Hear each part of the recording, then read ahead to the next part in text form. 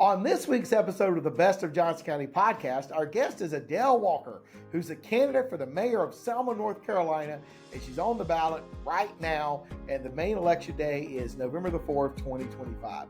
We talked to Adele a little bit about her growing up in Brooklyn, New York, her time as a police officer in Florida, her time as a realtor here in Selma, North Carolina, and how her and her husband sort of accidentally got into the antique business.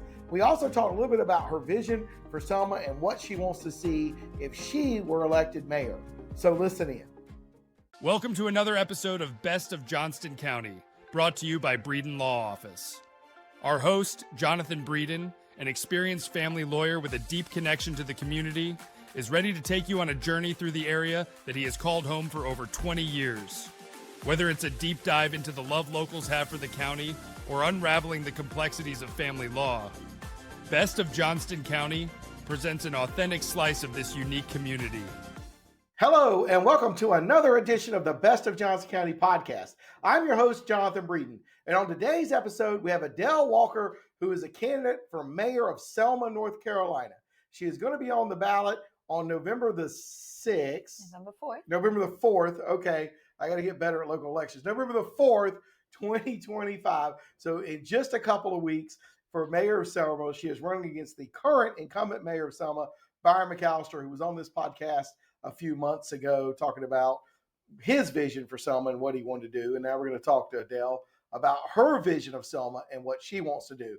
We're also going to talk to her a little bit about her time growing up in New York, her moves to Florida. She's been to Florida twice. She was a police officer and an EMT, and she is now a realtor with Real Broker LLC there in Selma. But before we get to that, I'd like you to like, follow, subscribe to this podcast wherever you see it, whether it be on Apple, Spotify, YouTube, X, LinkedIn, TikTok, or any of the other social media channels of the Best Johnston County podcast. The Best Johnston County podcast comes out every single Monday and has now for right at 2 years. We're over 100 episodes, and we're very happy to have made it to 100 episodes, and our plan is to bring you 100 more over the next couple of years. So if you would do that, you would be made aware of future episodes of the Best Johnston County podcast. And if you wouldn't mind, go back and listen to some of the previous episodes. Over the last couple of years, we've had the vast majority of the county commissioners. We've had the county manager, Rick Hester. We've had the county parks director, Adrian O'Neill, twice. We've had Chris Johnson, Johnston County Economic Development Director. We've had tons of small businesses, Just Dog People, Woody Bailey, Woody's Computing, talking about local IT services. We have had all kinds of guests. So if you love Johnston County as much as I do, this is the podcast for you. Welcome, Adele. Thank you. We're happy to have you here. I met you, 6 or 7 months ago at, I think, a Johnston County Republican Party convention. I think that was in March of 2025 when you were first launching your campaign for mayor of Selma. So tell the audience who you are, what you do. My name's Adele Walker. I am a real estate agent in downtown Selma, and I also own a antique and thrift store called Walker's Treasure Box. I did not know that. I've learned something new. And downtown Selma is full of antiques and antique stores. That's sort of what it was known for. Correct. It still is. I mean, maybe there's not as many antique places, but it's still a great antique location, correct? Correct. Yes. I co-own that with my husband. Okay. How many antique stores are in downtown Selma now? Unfortunately, a few have closed, so we've got 1, 2, 3, 4, 5. Okay. Well, that's good. That's good. Are they all doing a good job? Yeah, they're doing great. Well, that's awesome. That's awesome. Yeah, because that really was the thing when I thought of Selma, at least until Eastfield, I thought of the antiques. And we'll talk a little bit about Eastfield in a minute. But so where'd you grow up? You sound like you're from New York. Born and raised in Brooklyn, New York. All right. And at some point, I think you told me before we started recording, you moved to Florida. Yes, my parents moved to Florida. Middle of my sophomore year, moved to Miramar, Florida, and then we moved to West Palm Beach. All right. My last 2 years of high school. I got you. And then you went back to New York for a little while, but you ended up back in Florida and you became a police officer. Yes. Tell me a little bit about that. Why did you become a police officer? It has always been my dream. I have 4 uncles that are retired New York City police officers. My brother's a retired New York City firefighter. So we're a family of service, and I've always just wanted to be a police officer. It's always been my dream since I was a kid. So where were you a police officer, and what were your jobs? I worked on the road patrol, and I worked for the town of Palm Springs And then I also worked at the town of Lantana. Okay. Well, that's cool. That's cool. So did you have to like chase people down and cuff them? Well, absolutely. We sure did. Sure did. I got you. I got you. So when and how did you end up moving to North Carolina? Moved to North Carolina in 2010 because my ex-husband had received a promotion out here in Raleigh, and I'd always wanted to live in the mountains. I figured we're closer to the mountains here. So we came out in 2010 with my children, my 4 kids. Okay. And where did you live then?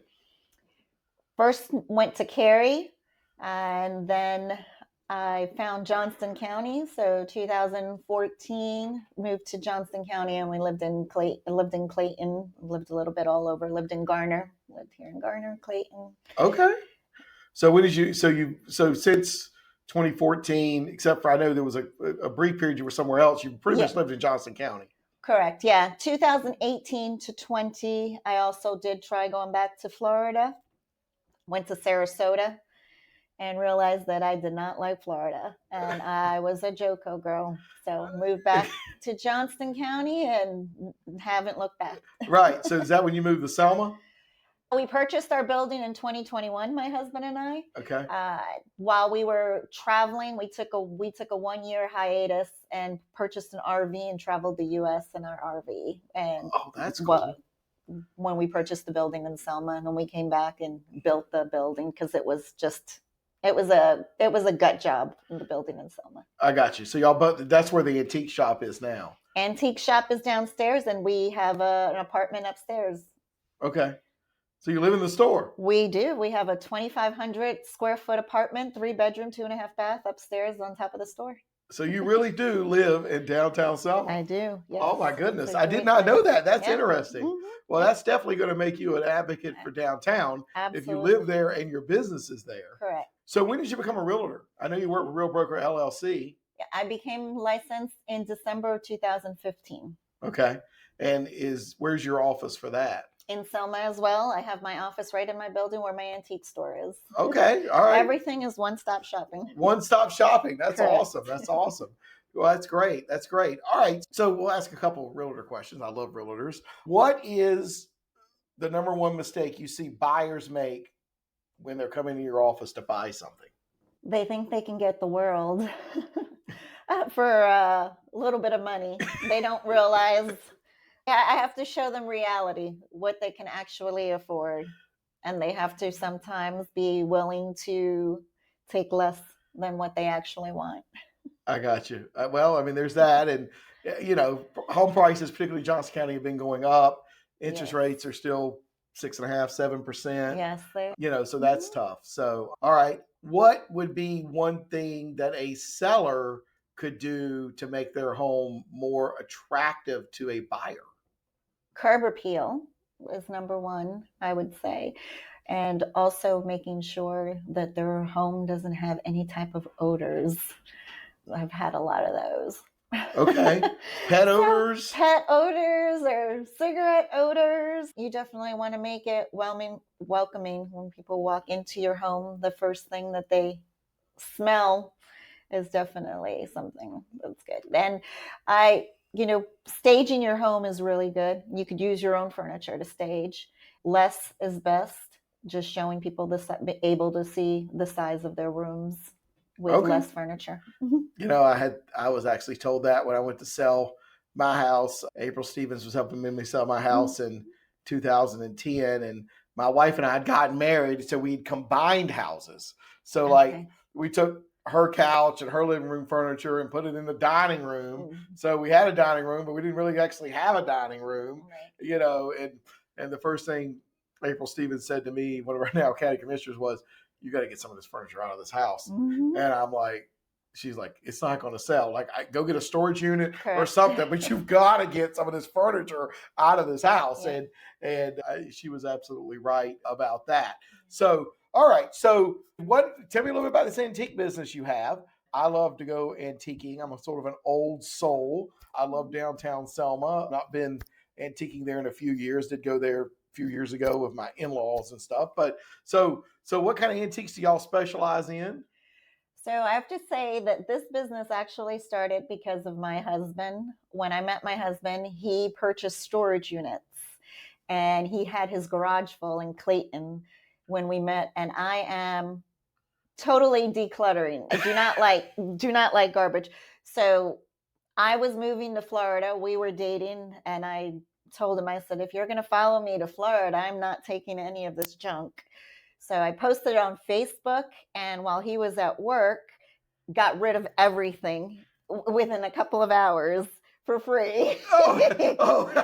Emptied his garage. So that's how you know he absolutely loves me. We moved to Florida, and when we moved to Florida, I started working as an assistant manager at the Goodwill in Florida, and started realizing that Sarasota's Goodwill is one of the highest, over $1 million just in a couple of months at their stores. So I actually went home and told my husband, I think I may have been wrong about your junk. Let's look into this storage unit stuff again. Show me how you buy. And then we opened a store there in Florida. And I wanted to get back to Johnston County. So we closed it. And I said, well, if we move back to Johnston County, let's look for a place we don't have to pay rent. Let's buy a building. And that's what we did. And that's how it all started. It started with my husband. So we buy storage units, and you never know what you're going to find. We have found lots and lots of antiques. We buy really good storage units. And then we find a lot of other stuff as well. Oh, man. Very unusual things. Well, I used to love the show Storage Wars. Yes. I watched it religiously. I think I've seen just about every episode. Yes. And I know that some of that was staged, but some of it was real. Yeah. I don't know how much was staged and how much was real. Yeah. But a lot of it is staged, but if you know how to buy the units, it can be really good. Well, I did hear that sometimes the producers would hide stuff in the units to make it more interesting. Yeah. But sometimes they would buy units and there's nothing in them. Of any value, and they would lose money. So they were an interesting, and I, it was a TV show, but the people that were in it were real storage buyers. Yes. And I think as they had to create more and more episodes, maybe it got more and more, they would put stuff in it. But still, I found it to be fascinating. You don't have any idea what you might get. Yeah, we don't. We buy them online, and you just see pictures of it. And you don't actually go and bid? Nope. And you don't be like, no, we do it online from pictures. And, knock on wood, we've never purchased a unit that's made us lost money. We've had a unit that was actually straight even. That was our worst unit. That was straight even, but we haven't lost money. And we actually, that's impressive. The Florida units are much better. We actually found $4,000 cash in one unit. So that was very my goodness, that's awesome. Yeah, it was. That's awesome. So then you have to, I guess, get somebody to haul it up here from Florida if you're going to sell it in Selma. We did, yeah. Well, yeah, we haven't bought it. We haven't bought any from Florida in a long time. Okay. Because we've had so much luck with actually people who, when they pass away and they know I'm a realtor, their families contact me, and we've actually ended up buying homes now. Okay. And a lot of stuff. From Cool. We've bought collections of things from people that have passed away. Well, that's awesome. Well, the one thing I want people to understand is Goodwill is not a charity. It is a for-profit company, I think based in Chicago. I'm not, we got Goodwill here at 4042. I give stuff to Goodwill, but don't kid yourself. It is not a charity. It's a for-profit company, as you talked about. I'm not saying they don't do good work, but it's not a charity. We now have the Durham Rescue Mission over here at 4042, and it is more of a charity than Goodwill. So I would definitely say visit that. It's in the old Babcock Furniture Business building right behind the Cookout and the Just Tires and the Panera Bread here at 4042, 40 Veterans Parkway, 4036, whatever you want to call it. Have family law questions? Need guidance to navigate legal challenges? The compassionate team at Breeden Law Office is here to help. Visit us at www.breedenfirm.com for practical advice, resources, or to book a consultation. Remember, when life gets messy, you don't have to face it alone. So anyway, let's talk a little bit about why you want to be mayor of Selma. I mean, seems like a not the most glamorous job in the world. So why do you want to be mayor? Being mayor definitely was not something in the books for me. I had no desire at all to run for any political office. I enjoyed the behind the scenes, helping the politicians go out and helping them get elected. That's what I did. But what I found in our town, that things were being done that were unethical, immoral, and there was a lack of compassion in our town. So what I found, people were sitting around at the coffee shop on a given day, just complaining and talking about what the administration was doing and everything. And I just said one day, why are we just sitting around here at a coffee shop complaining? Why isn't anyone doing it? Why don't we actually talk about it? When I started talking about it, I actually got a phone call from one of the residents. Adele, you need to stop. Be quiet. Don't say anything. You're going to make us look bad. No, that's not making you look bad. It's trying to make a change. If you don't speak up, you're not going to make a change. I was tired of just sitting around talking. You don't need to be talking about someone behind their back. Let's bring it out publicly. So that's why I jumped in and said, I've got to do this. No one else is going to do it. People are going to keep complaining. All right. So what are some of the things that you want to do if you're elected mayor of Selma? Number one is look into our infrastructure, our pipes. We have clay pipes in the majority of our town, and I found that out when I built my building. A month after building my building, there was sewer coming into my building. Spending nearly $1 million building my building, and I've got sewer coming in. Why?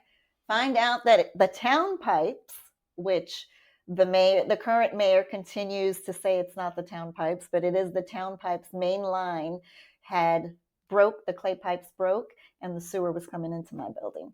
So that is number one. There's other people's homes that this has happened to.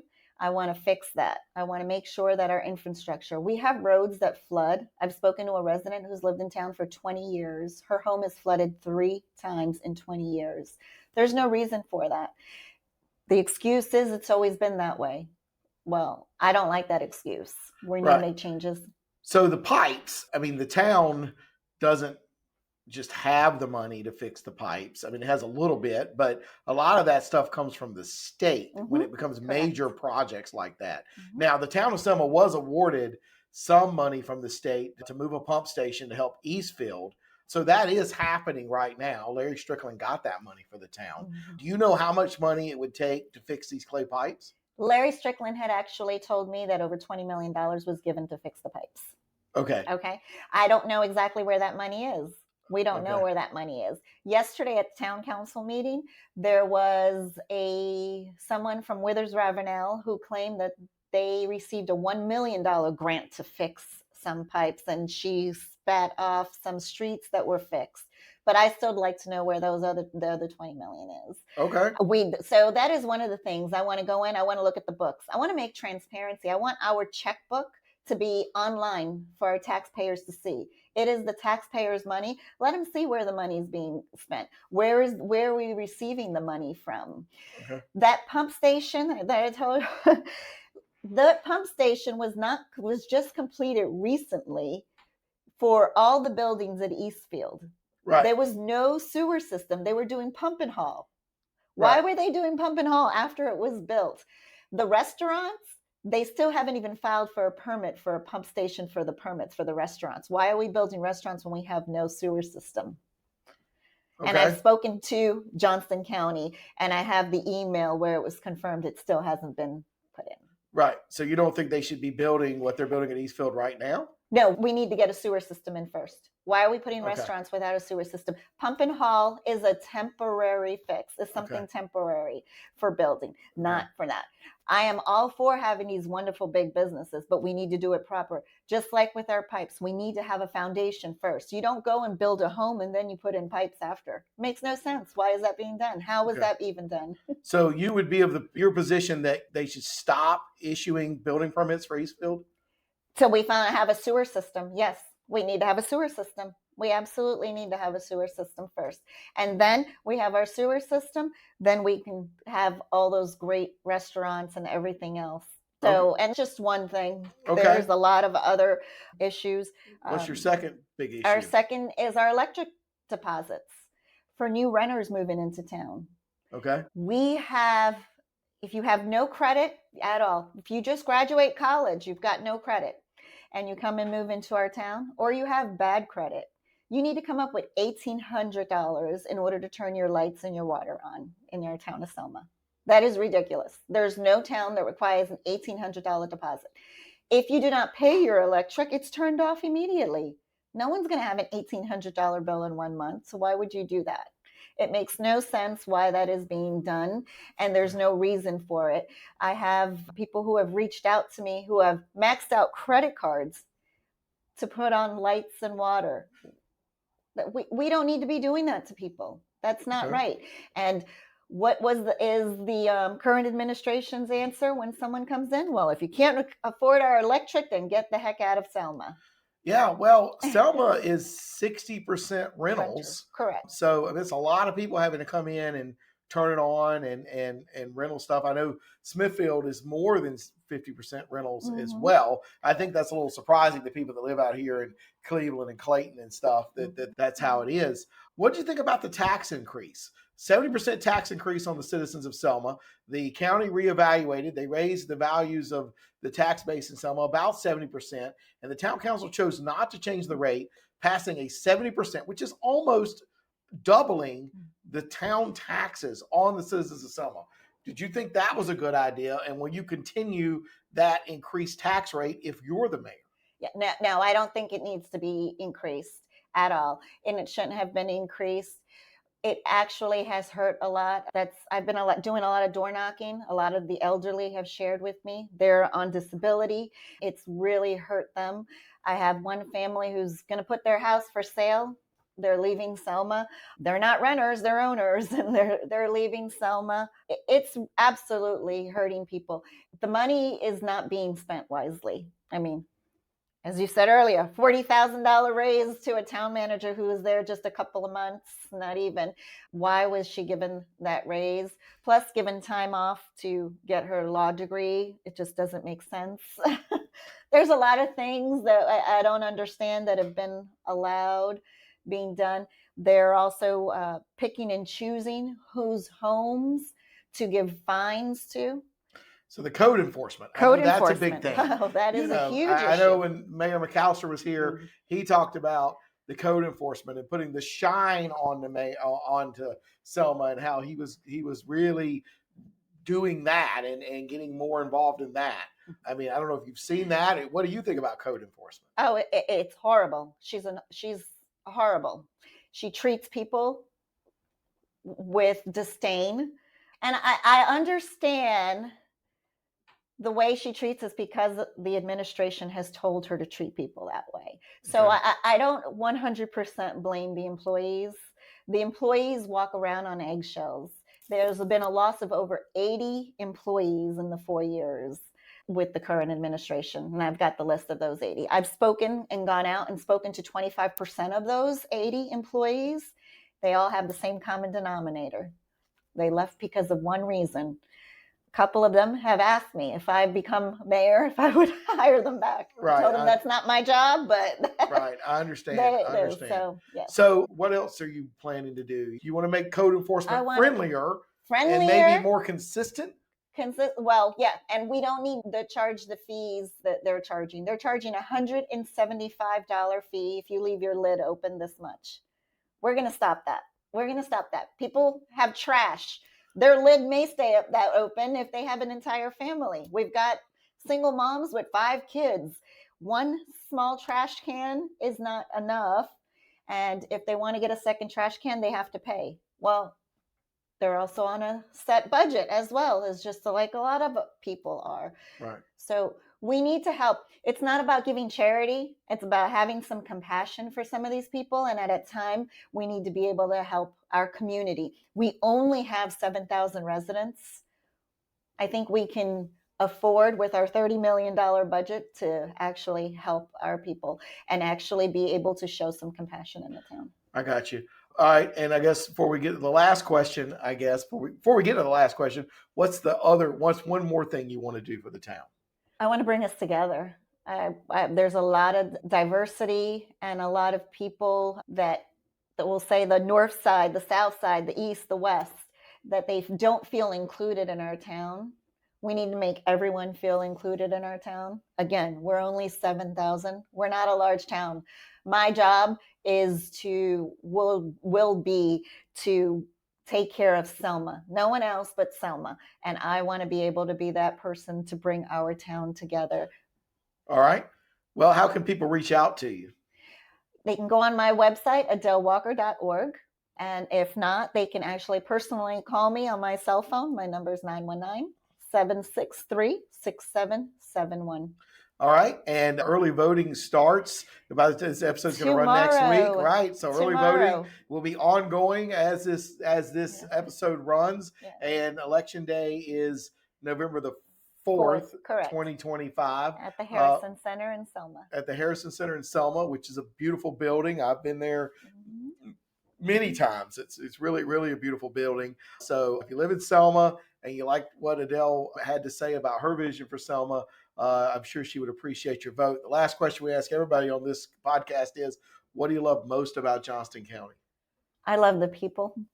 People are pretty amazing. And that's what brought me back to Johnston County. And almost everybody says, we're over 100 episodes. 95% of the people say it's the people. I think it's the people. Yeah, Adele Walker thinks it's the people. So anyway, we'd like to thank Adele Walker for being our guest on this week's episode of the Best of Johnston County podcast. Like we asked you earlier, please like, follow, subscribe to this podcast wherever you're seeing it. Tag us in your Instagram stories, Best of Johnston County, and leave us a 5-star review down below. It'll help raise our visibility so other people will be aware of the Best of Johnston County podcast. Until next time, I'm your host, Jonathan Breeden.